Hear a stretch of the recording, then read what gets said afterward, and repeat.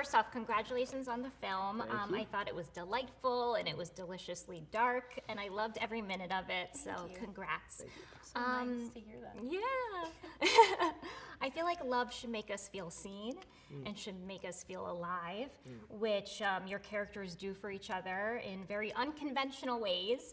But what excited you both the most about exploring love in this beautifully odd world of Lisa Frankenstein? Gosh, that's such a good question.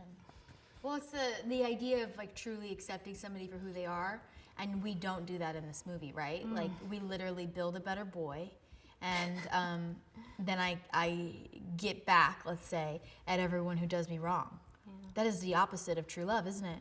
And yet, she finds love along the way. Yeah. You know, I think every couple talks about like partner in crime stuff. Oh, that's cute. That's really cute. What's it like to be in a couple? Oh, is that sad for you? Then? Yeah. Sorry. So if you could speak in terms for all of us and not discriminate. I think even when we're single, we think about what our partner in crime would be like. Yeah, you know? we do. If we could murder someone with a person that we love and get away with it. How would you do it? Where'd you put the body? Yeah. Will they be there tomorrow? Or will they run for the hills? And in Lisa's case, he can't run without her. So I don't think creature can even run, can he? he can't really. No, it's very like Bonnie and Clyde, or like True Killers. There's a lot of that going on here. Kathryn, your character's mother passes away really traumatically. Very traumatically. Very traumatically. And we just kind of brush over it, don't we? 100%. And We just go in. Yeah, and I feel like, you know, can you talk about how this film also really like touches upon the importance of giving space and time for grief? I mean, we see what happens when Lisa's just not supported, when she's not able to grieve and express herself. Yeah. It is kind of a nice allegory for that, because we really do show a heightened, I think, feeling of what it might feel like to lose somebody. And it might feel like that. Even if people do give you space and try to understand and support you, does it ever really feel like you get that? I don't know. So in the movie, we tell it in a, I would say, a funny way, without being completely insensitive. But, you know, she goes through this trauma, and then, like, we kind of make fun of it, right? But it might actually be how you feel sometimes. Like, people brush it off, and no one can ever know how you really feel. The most we can try to do is try to understand, right? Yeah. And listen, which is what your creature does. She literally builds someone who can't speak. Yeah. He has no choice but to hear her. And look how much it helps her. She really flourishes. Yeah, it's actually really beautiful. It's hilarious, but it's really beautiful. She flourishes. Cole, your character becomes more human throughout the film thanks to body parts and a killer tanning booth. Yeah. They're so funny. You gotta get me one of those. Can you talk about the process of like finding his physical and emotional progression and what that was like for you? Yeah, I think we mainly focused on the physical stuff at first, which was the big concern, because I was a little worried after Kathryn and I had talked at first that I wanted to give Kathryn enough to play off of as a scene partner, which was important. He didn't have even the grunting in the original version of the script, which kind of just came naturally one day, spontaneously. You just did it, and we were all like, yes. Yeah, that worked. So there was a little bit of assistance there emotionally. But I worked with a kind of movement instructor, and for about 3-4 months, and we tried to figure out a way to break down the stages of his physical rejuvenation over time. And so we had sections broken up by tanning booth, which were at the beginning he's the most zombie, and then we get to the end where he's most human. And he's also the most pretty, which really was not good for me. You know, I was upset. So I had a problem. to figure it out. Zelda and I had a talk. Yeah. I was like, he excuse cannot me. look better than me in the movie. He did. The mutton chops are something I should really think about. No, I mean, you have that really great moment where you play the piano and you sing, and I feel like that's like, for me, She was great. You heard it here first. I did. She's It been was waiting. great. She's been waiting for the piano conversation the I whole loved day. it. The song conversations you've been waiting Talk for. about wow, yeah. Yeah, it was like kind of like beautifully awkward and like Yeah. so pure and genuine. Thank and you. It was Thank you great. so I much. loved it. I Yeah, loved it was fun. It was scary for sure. No, but yeah. I don't know what to say.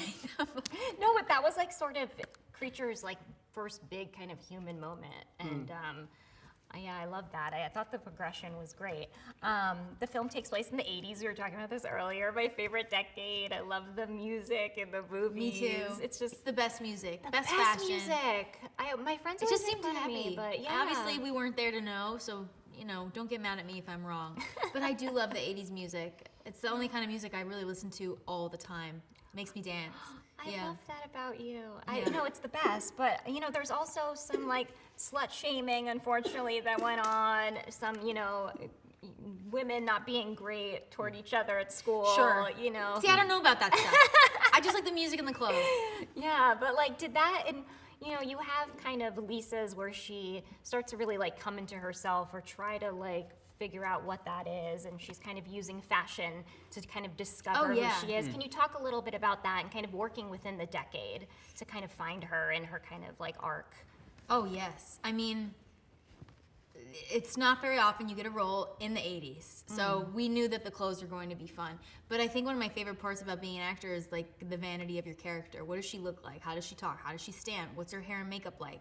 And thankfully, we were able to get a wig. It was a big discussion, like, am I going to get a wig? Because I wanted the hair to be everything. Hair is everything, okay? No, it's We know personality. It's something, I'll tell you that. So that was important, and it enabled me to not have to do as much with the character. Kind of like prosthetics, like Sure. you're in it, so you don't have to like look like a zombie, right? You have help, and then you can just be real. The clothes were easy. We had a lot of realistic clothes, like vintage pieces, but then some we put together. A lot of it's from the Hot Topic. I love that. Yeah, I was obviously influenced by Madonna. Cyndi Lauper. There's a lot of, I tried to do that. Like Duran Duran. A lot of like Flock of Seagulls. Those were my inspirations for the style. Yeah.